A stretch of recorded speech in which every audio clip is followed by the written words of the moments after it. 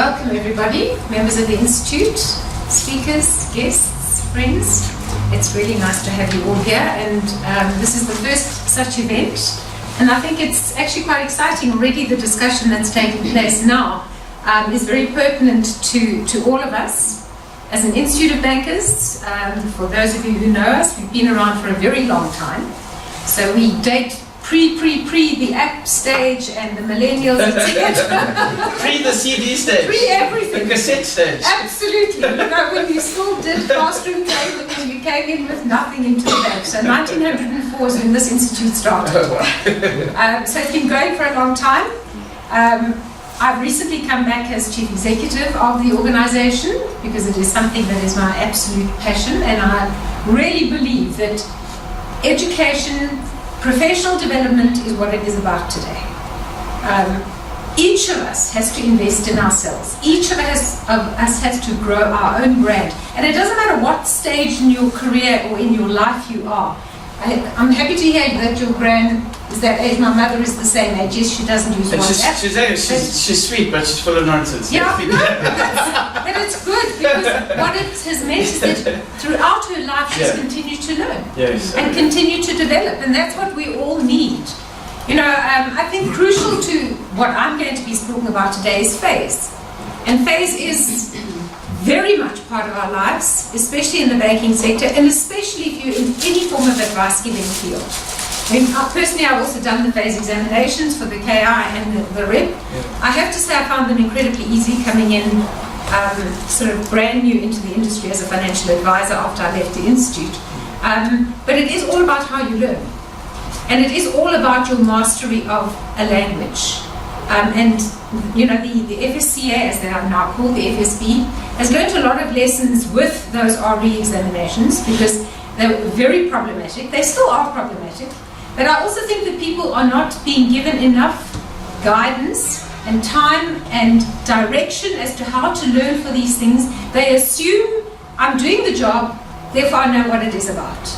And unfortunately, with those examinations, with those phase examinations, the regulatory ones, it's pretty much stuff that you've got to learn off by heart for that examination, and then you forget it.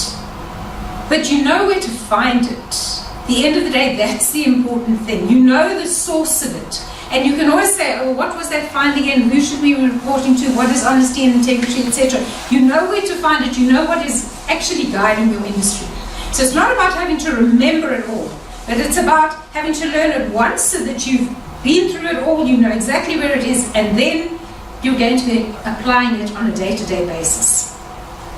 The Institute, fortunately, is also moving ahead with the times, and we are trying to do everything as well through apps. Andre is a strong supporter of the Institute. He's a fellow of the Institute as well. He's been involved as an examiner of the Institute in the past. And he's very passionate, as you can see, about technology, and he's excellent at it. Now, we have a website which is also app-friendly. Our CPD portal will be introduced tomorrow, and it is app-friendly for the same reason, because as far as I'm concerned, and I'm not a millennial, but I like to think that I think like a millennial, that's what everybody wants. It's quick and easy access. It's whenever, wherever. I mean, sitting here in this meeting, some of you will be looking at your cell phones and, you know, scrolling through things, because that's the way we are wired at this stage. That's the way the businesses expect us to operate. So we do that automatically, and it's very seldom that you find people not looking at their phones during the course of a presentation. And if you go to regular bank meetings or organizational meetings which go on and rehash the same things, then believe you, most people are scrolling through their phones and they're on some form of app doing something which is probably more productive, I hate to say, than that particular meeting. But that's the reality of life, so we have to adapt to that. Now, I'm going to just quickly talk to you about CPD and recognition of prior learning as an offering that the Institute has. CPD is a new requirement as of tomorrow, as you may well know, for anybody in a phase position. That means that from tomorrow, you have to accumulate 6, 12, or 18 CPD credits in order to retain your ability to be an advisor or a service-giving person in the organization. Failure to do that means that you do not meet one of the requirements for the Fit and Proper Amendment Act, which means that as of 1st of June next year, organizations are going to be scrambling to see that everybody has their CPD credits, and many people are going to be scrambling through the month of May next year to ensure that they get enough credits so that they don't get debarred, because as you well know, they have 15 days after that date for the organization to report them to the Financial Service Conduct Authority and then have them debarred. And then you go through that whole process of re-registering yourself. So it is a real issue. CPD is not something that is going away. And the question is, what is CPD? What is it? Why are we actually bringing this in? Well, we're in a knowledge industry. You're expected to know what is happening in your industry. You're expected to be able to understand the indices, investments, the advice that you give to people, the state of your customer, what is their financial position, why are you telling them to take out a checking account and not a savings account? It's simple things. Those are simple products. But then there are other far more complex ones, such as investments and assets and shares, etc. And everybody, and millennials are good at this because they've seen the app, they've seen the words, they think they know everything. And they quickly go on an app and they get advice from a peer. They no longer just trust, an information site, because let's face it, all the information sites that they get off are on Google. And not everything on Google is accurate. So they trust each other, they speak to each other. Now, if you know half the story and your friend is asking you, you're getting the half story. And that's really not good. So as people in the financial industry, we need to be able to give our customers the best advice. The industry has a bad name worldwide, not just in South Africa, but all over, simply because of some of the things that it's done, some of the actions that have happened. That financial sort of demise in 2008 was massive. It didn't hit us as badly, but it hit the rest of the world very, very badly. But who it actually hit were your customers. And your customers don't trust banks as a result, because I'm paying fees, and I'm not getting the right advice, and I don't know exactly what I'm buying, etc. So CPD is intended to keep you up to date with what is happening in the sector and the broader sector. So the Institute of Bankers, as a membership organization, will require its members to do continuous professional development. We will require you to get 30 credits in the space of a year. Now that's not that difficult to achieve. We will have a CPD platform which will have material on it, which you can refer to at any time at your leisure. It will be free. It will form part of your membership fees, in due course as such. So there will just be an add-on for membership fees for CPD, but the material will be there. In addition, as the professional body for the sector, you cannot just obtain CPD from the training company around the corner who set up last week and is selling you a course for 2,800 Rand and saying, this gets you CPD credits, will get you 10 credits. Because believe you me, it won't. Any CPD credits that a training provider is going to be awarding against its programs need to be approved by a professional body. And that is not us that is saying that. That is the Financial Service Conduct Authority. They have said, we as the old FSB, as they were called before, have neither the capacity nor the interest to actually be monitoring CPD that closely. We have this structure of professional bodies in the sector who surely to goodness know the sector far better than we do and engage with the people in the sector. So they are the ones who are going to be ensuring that the standard is the same. So that if you do training through IOBSA, Nedbank, or Sunny's Fukai somewhere, that the standard of the training, if it's on credit, if it's on phase, whatever it might be, is of the same level. Because what will happen otherwise is that people will go for the lowest common denominator. And they will go for the cheapest CPD, the quickest and easiest CPD, but the one that's going to give them the least amount of knowledge. And the FSB wants to ensure that at the end of the day, it is looking after the customers. That is its mandate, together with the Reserve Bank. It's about treating customers fairly. If you don't know what it is that you're selling, how can you be advising a client? So it's getting that CPD knowledge and getting people to constantly be engaging with this. Product-specific information is not CPD. So that is something that you will learn from your bank. When they launch a new product, they're going to teach you about that product, or if it's a discovery product or a momentum, whatever, it doesn't matter. When they bring out an enhancement, that provider has to teach you about that enhancement so that you can tell your client. That is not CPD. Class of business is training that you do basically once off because it's the business, it's the area that you're selling. That is CPD. But more importantly, it's the ongoing learning, the ongoing training that you do within your organization and through entities like the Institute of Bankers that give you the knowledge for that continuous professional development. So that at the end of the day, you can be saying to your clients, I do CPD. Now, it's new in our industry, but it's always been around for engineers, it's always been around for vets, it's always been around for doctors. And I think we would all agree, and let's just take doctors because those are the ones that we all engage with. Would you want to be dealing with a doctor who's now 60 years of age? He did his training when he finished qualifying when he was 28. Since then he's done nothing. I certainly wouldn't want to go to that doctor because he's not up to date with what has happened in this industry with the new developments. He's got drug companies coming into him and saying to him, buy this drug, take this drug, promote this drug. How does he know that that's true? How does he know that that particular drug suits this particular treatment? So they've always done it. Banking should be no different because the products are changing. The market out there is changing.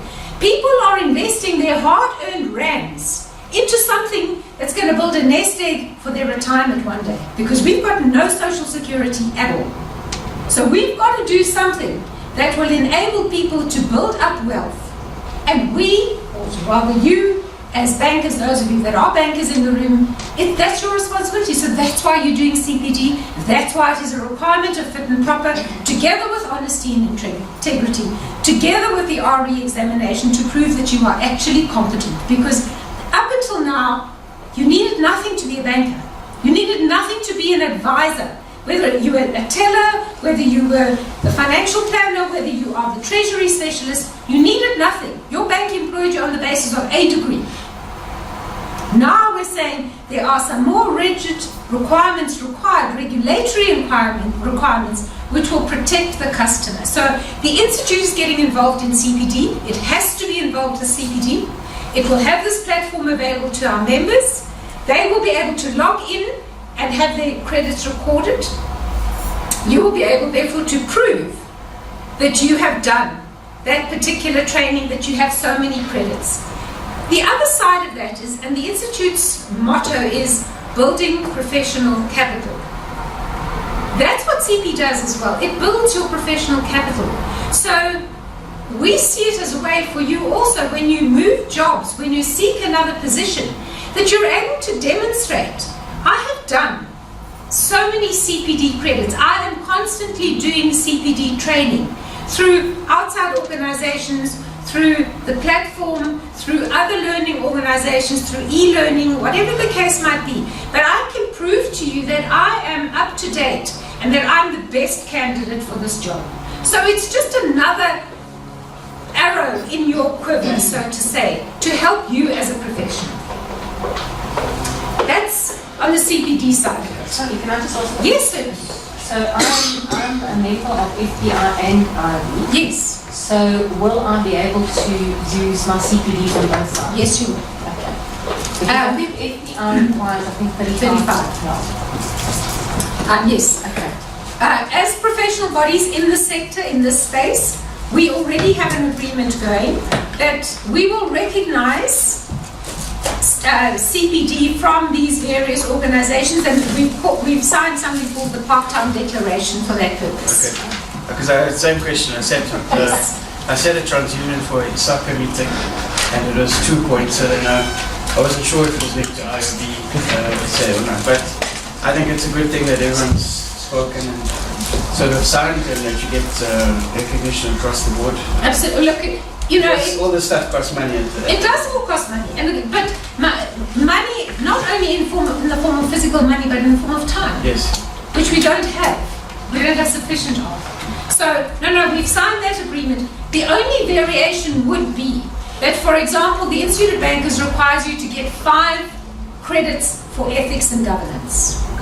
So those, whatever you might have done at FBI or at IISA or some other, professional body, you will have to do the 5 credits for ethics and governance. I think FBI also has 5 credits. Yes, I think they do. But we certainly wouldn't recognize theirs, if I can put it that way. We will make our own, but we will make that available on the website.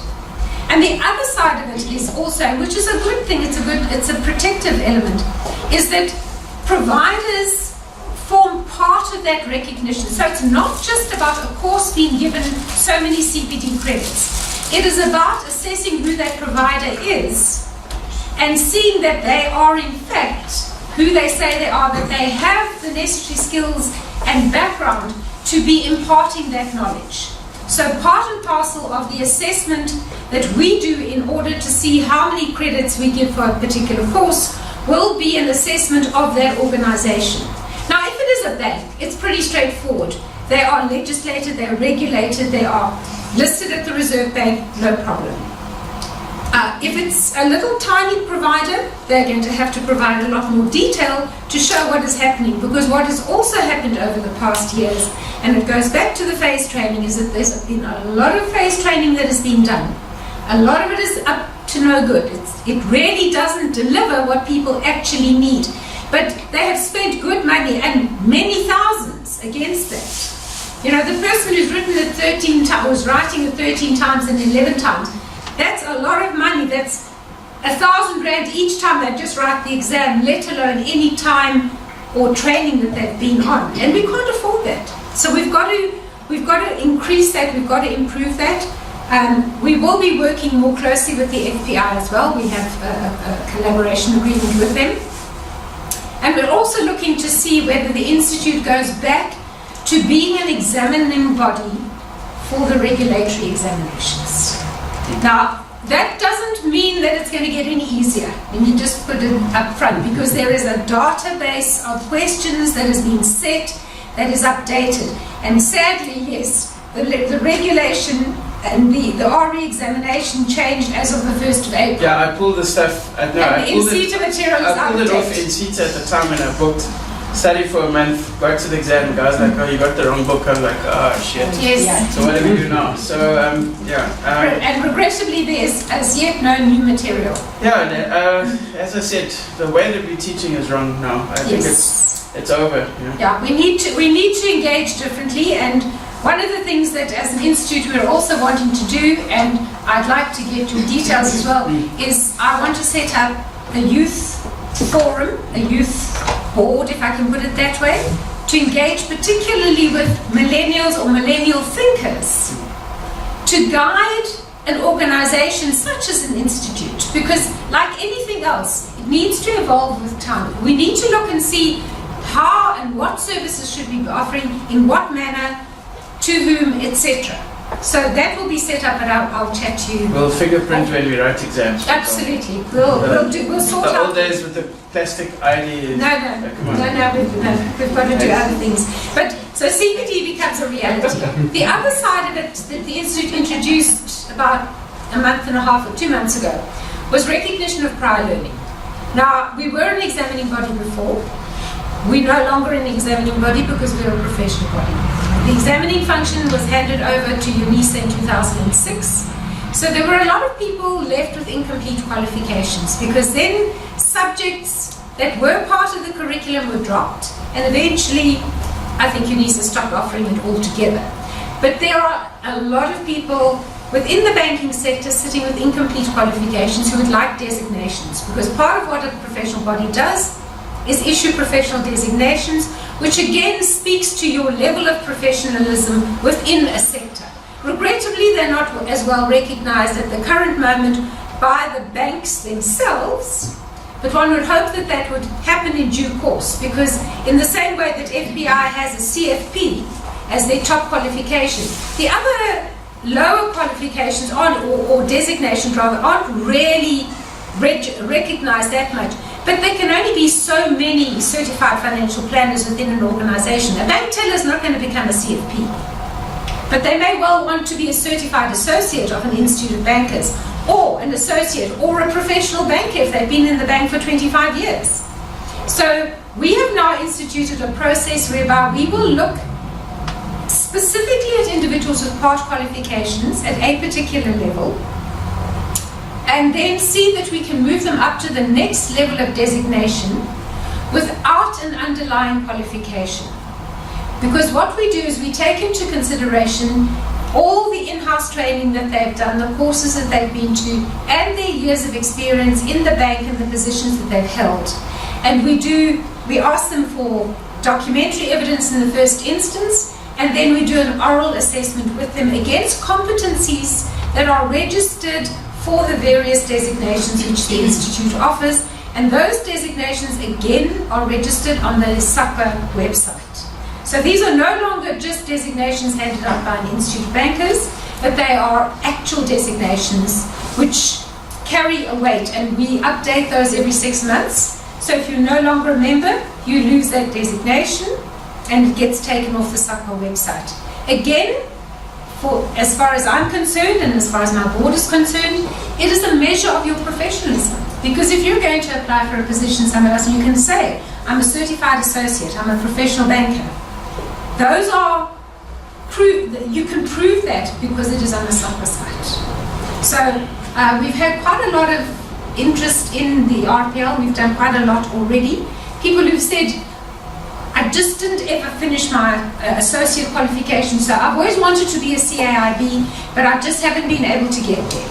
And we did a lady 2 months ago who was absolutely ecstatic. 23 years at Standard Bank. She says, my career has been set back by a minimum of 5 years each time, because when I applied for a position, they said, oh, but you don't have your CAIB. So regrettably, you can't have it. I gave her the award at a provincial award ceremony recently. So that was very good, and there's a lot of interest in that, and we're going to be looking to see how we can then build up those people to a qualification, because as an institute we can't offer qualifications. That's in competition with tertiary education. But we will upgrade designations. And we want people to be members, we want people to obtain designations, and we want people to do CPD. And the very final thing that I'm going to mention very briefly is that we are busy with our APEX designation now, which is the Chartered Banker. And that will be launched in January next year. Hopefully by the time we have our annual general meeting in August, I'll have further information on this. But the whole idea is that this designation will be aimed at people who already have a level 8 or 9 qualification, an actual qualification, so not just that they've been pushed up to that designation.